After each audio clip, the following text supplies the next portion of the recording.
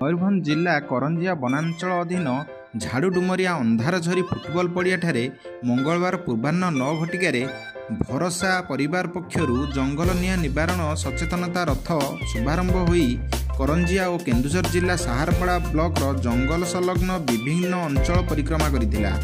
ପରିକ୍ରମା ସମୟରେ ବିଭିନ୍ନ ସ୍ଥାନରେ ଶୁଭେଚ୍ଛୁମାନଙ୍କ ଦ୍ୱାରା ଭବ୍ୟ ସ୍ୱାଗତ ସମ୍ବର୍ଦ୍ଧନା ହୋଇଥିଲା।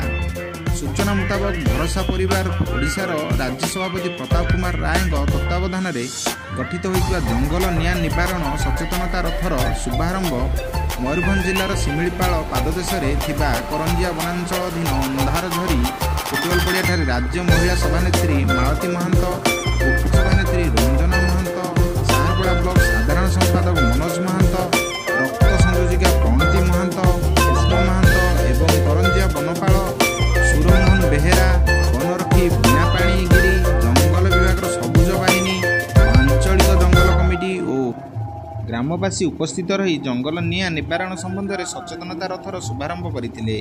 अंधारझरी फुटबल पड़ियाठारू आरंभ हो जंगल संलग्न विभिन्न ग्राम परिक्रमा करिया परे करंजिया बजार दे केन्दुझर जिल्लार साहारपड़ा वनपाल कार्यालय दे विभिन्न ग्राम परिक्रमा करिथिला।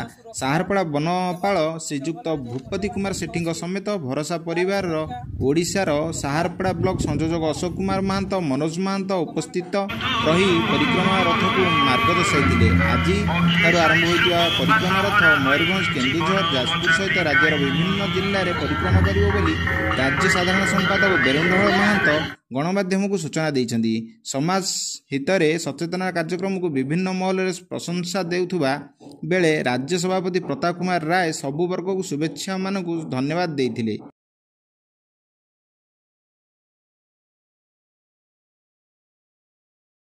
केन्दुझर जिला प्रतिनिधि सुशांत कुमार महंत रिपोर्ट स्वराज्य खबर।